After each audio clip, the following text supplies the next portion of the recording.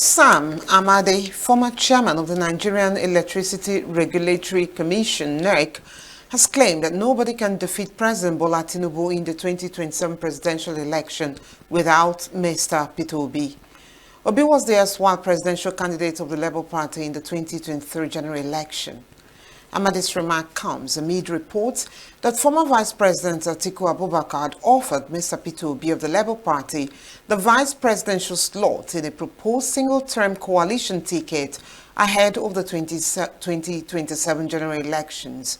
However, the former Anambra State governor maintained that he is only interested in the coalition against hunger, poverty, and the bad state of health care and education in the country.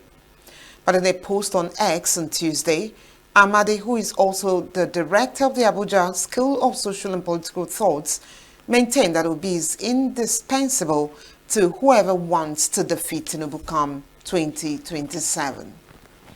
Emeka Odom, a journalist and development communications expert, is going to be speaking to us on the poser is Obi the Nemesis of Tinubu in 2027. Emeka, thanks for joining us again. Good evening. Thank you so much for having me. Right away, I think we'll start with that poser. Is Obi the Nemesis of Tinubu in 2027? Just like it appeared, he was his nemesis in 2023 because most Nigerians did not expect the wave that he came with in 2023.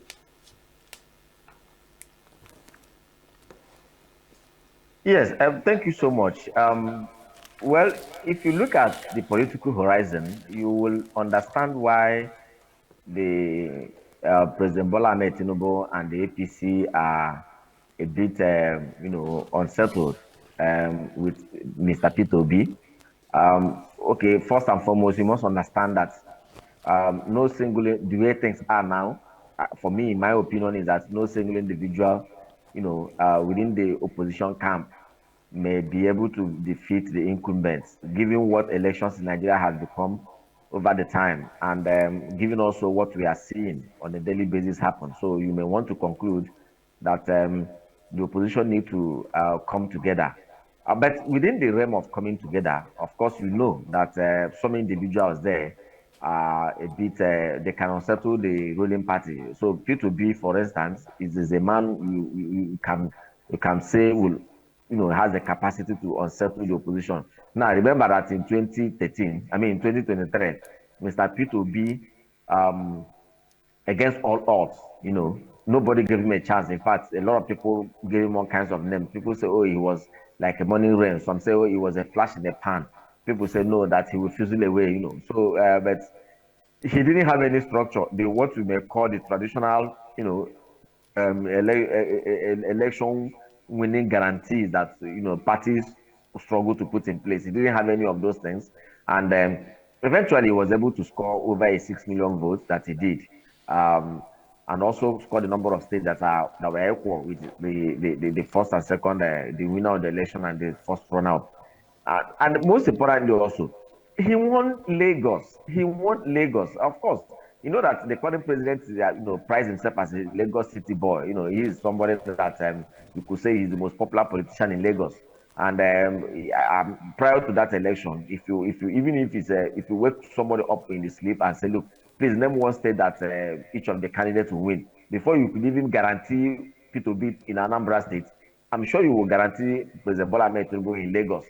But unfortunately, that was not to be. So Mr. Obi won Lagos. And for me, I believe that deep down in the heart of President Bola Ahmed Tinubu and his supporters and the rest of the APC, that is a record they want to, change in 2027. And so seeing Obi and the kind of popularity that he commands, Lagos is a state that all kinds of people from different parts of the country are there. The youths are there, very enlightened, politically conscious, and these are people that seem to buy into Obi candidature. So by every standard, I think the APC, and that is why if you study the way things are going, you will know that Obi is the most politically,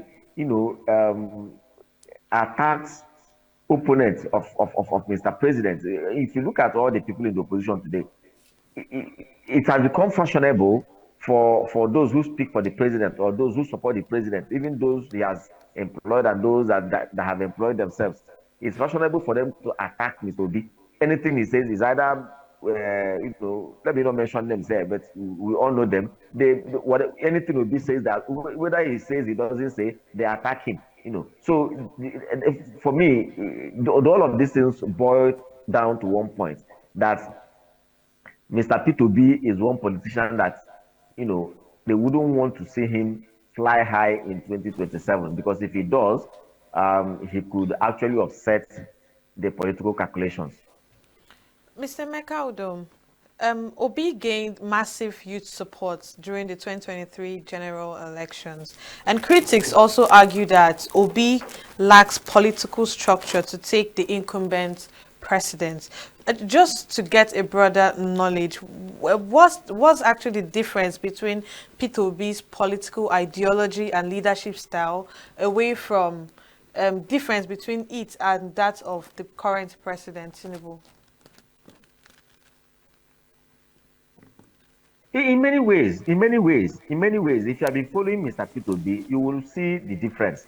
Let's say, for instance, let's begin from the subsidy issue. Yes, I've heard a lot of people make the argument, oh, all the presidential candidates campaign that they were going to remove fuel subsidy at the point of at the time they were campaigning. So Mr. President now,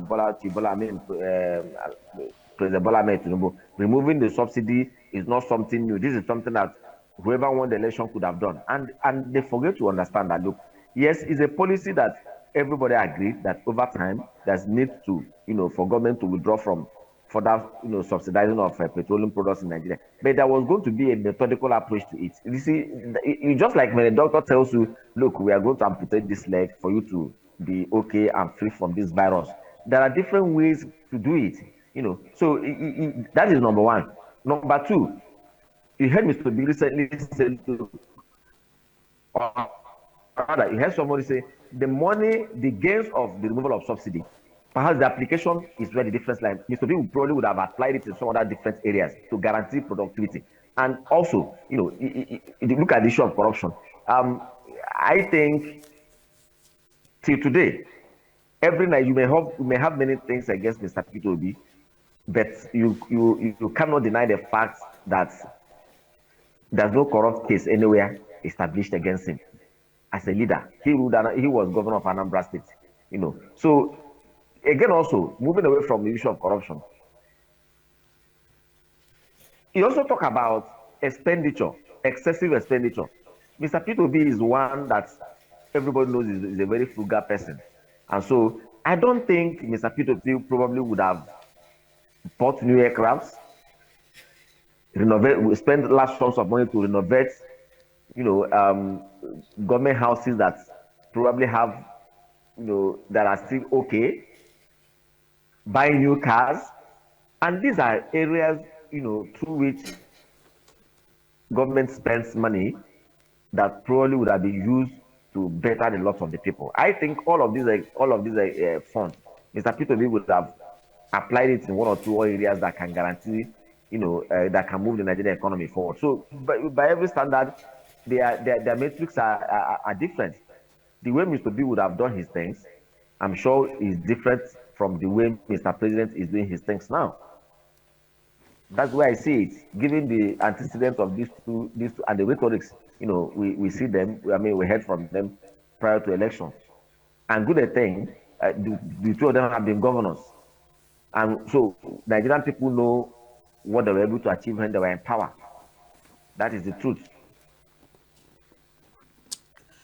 What would you attribute His Excellency Peter Obi's continuing popularity to? Is it people's dissatisfaction with the President Bola Ahmed Tinubu's policies and administration style? Or would you attribute that to genuine endorsement of Peter Obi's personality? No, I think it's a combination of all. It's a myriad of all of these things you read out. Number one, let's begin from the issue of the satisfaction of the current, leadership style. The truth is, yes, with 2003 elections, 2023 elections, a lot of people felt dissatisfied. That some people felt well, the result was not exactly what we expected. But good and all well and good, he is the president now. The Supreme Court has said that he was duly elected, and so Nigerians have come to say, okay, well, he's our president now. But I think that, you know, Mr. President probably would have used that opportunity to win the hearts of many Nigerians, those who probably didn't support him in 2023, and is an opportunity to win them over, so that somebody could sit back to say, well, yes, I didn't vote for him, but I think the man is doing well. So I mean, he might as well let's help him to, since he's making massive progress. But I don't think that is happening. So look at the price of foodstuffs in the market. Which one are we going to mention? The various, upheavals that economically that people have seen, and a lot of people have lost their jobs. A lot of businesses have folded up. Price of things have skyrocketed. People can't pay house rent. It's not as if the salaries are going up so much. So the economy is in a state that I'm sure the government itself will agree with the Nigerian people that the economy is in the woods. And so that is an opportunity lost. A lot of people are in fact, a lot of people are disenchanted with the government in that aspect. That is number one. Then number two is that, yes, their records are there. These two individuals are public servants. I mean, they've served in different capacities, and people know them. And so, if you put them side by side, I'm sure that a lot of people will tell you, we look at Nigeria the way it is now, and given our history, the issue of corruption, given the issue of frugality, recklessness in government, given the issue of proper planning and a leader who can trust, clean record. So a lot of people may probably want to choose, Mr. P2B. Of course, I know that a lot of people also choose President Bola Ahmed Tinubu, but if you look at it too, Mr. P2B has a character that's, a lot of people have bought into, particularly the new generation of that. The Nigerian population is said to be 60%, youth makeup. And these youths are people that have identified with Mr. P2B as a symbol of the new Nigeria. They hear his rhetorics every day. They hear him speak. Remember that before the 2023 general elections, Mr. B, everybody thought was probably going to run with Atiku again, as they did in 2019. But the kind of narratives that came from his quarters, the various groups that events that he attended, he talked, people bought into his narrative, people bought into his ideology, people bought into his plans for the country. And so that is why that fellowship is still there. He lost the election, and I can tell you that between 2023 and now, more and more people, even at the time that a lot of effort has gone into discrediting him, a lot of effort has gone into making him look like the typical into his candidature. A lot of people look forward to him, becoming the president of the country one day. In fact, I found myself in different, forums where people say, look, we look forward to a day P2B will become the president of this country. And, we believe that things will get better because he's a man that has a message for the future. He's a man that has a message for the new Nigeria. So I think that the fellowship is not just constituted of one thing. It's a myriad of, because his message seems to resonate with the dreams and aspirations of a lot of, Nigerians, particularly the young generation, who wants to see things done differently from how it used to be. Emeka, the president, Bola Ahmed Tinubu, enjoys the power of incumbency and serious or robust political alliances across the country. With the talks of coalition going on currently, and with the current stand of P2B on coalition. Do you think it stands a chance against the president during 2027 election? Yeah, good. Thank you for that question. It's also important that we do a very realistic, analysis of the way things are. Mr. President, right now, okay, fine. President Bola Ahmed Tinubu right now is the incumbent president, and we must recognize the fact that this phenomenon called incumbency it's real, particularly in Africa. So it's not like other clans where I could say it doesn't matter. We trust the institutions of state to do their job. So he's only the most popular candidate coming. Sometimes it's not. It doesn't work that way here, and so incumbency works here very clearly. And when you are going to an election and you are going to challenge the incumbent, whether it's even governorship, whether it's president, as long as it's the man that has executive powers in his hands, it's not really a very easy thing to do. And so I want to imagine that it might be a bit more cumbersome to unseat the current administration in 2027. However, it is doable. And so what is now left is for members of the opposition to come together, because I believe very strongly that if you look at the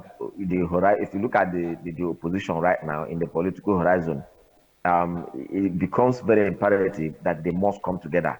They just have to come together. If they But intend without to the opposition, defeat. Emeka, does Peter Obi stand a chance against the president? No, that's what I'm saying. That's what I'm saying. That the truth is that you at every point in time you need to identify what is the goal. The goal now is to defeat the incumbent and his party in 2027 general election.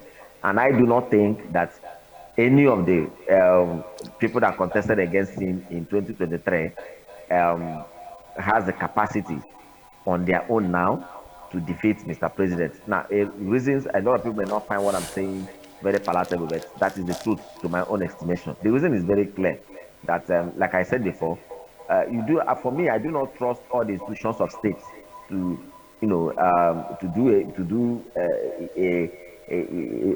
a very fair, job in this circumstance. And so you need an overwhelming vote from the people to be able to defend an incumbent. And to me, the two runners-up in the last election should come together. That was what APC did in 2015. They realized that PDP was very much entrenched in power, and so for PDP to be defeated in the 2025 general elections, the opposition organized themselves and they came together and pulled their resources together. I'm going to talk about resources. You talk about financial resources, political will, political goodwill, popularity, and support base. So put all of these things together, and that is the only time that they could defeat an incumbent. To defeat an incumbent in Africa is not an easy job to do. That is the truth. Okay, Emeka Odom, let's talk about regional limitations. Do you think P2B can overcome regional limitations? I'm talking about, especially in the north, knowing that to build true national coalition capable of defeating the sitting president. That is why I said that there has to be. They need a coalition. They need to come together, and that is why I'm emphasizing the fact. You see, let's be very frank about it. If you look at the 2023 general elections, Mr. P2B and Labour Party will agree with you that they had limitations. And what was those limitations? Nigeria is a very huge country, and somehow we are organized in geopolitical basis.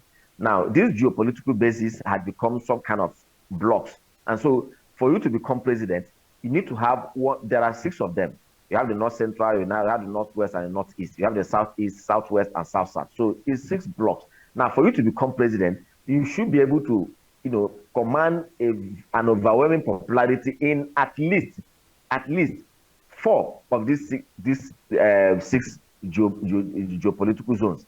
And so, Mr. P2B was not able to break into the Northwest. And the Northwest, they have states that command large voting population. Now you have the KK states, you have the Kano, Katsina, Kebbi, and the Kaduna. So Kaduna, Katsina, Kano, Kebbi. They're all in these states, and these are states that have very large population. Then when you come to the south, you talk about Lagos, you talk about Rivers, you talk about Oyo, you talk about Delta State. Now, so for you to become the president, you need to move. Mr. President already has structures and people working for him scattered all of these places. And so that is why he needs to team up with another strong character in the north.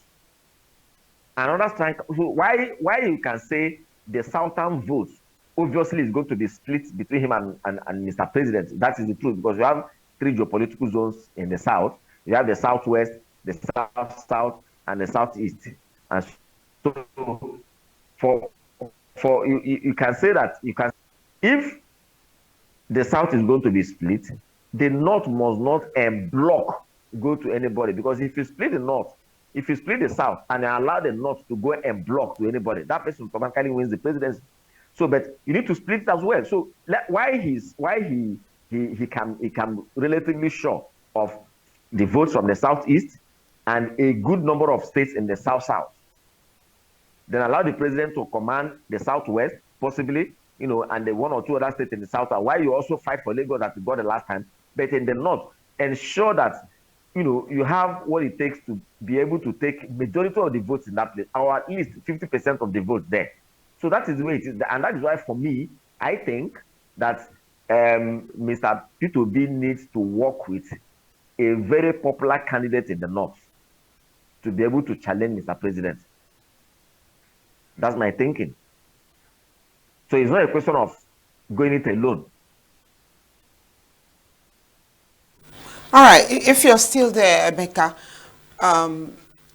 quite a number of persons are standing down on the vice presidential candidates of Ahmed Dati, who was the vice presidential candidate during the 2023 general election for Labour Party.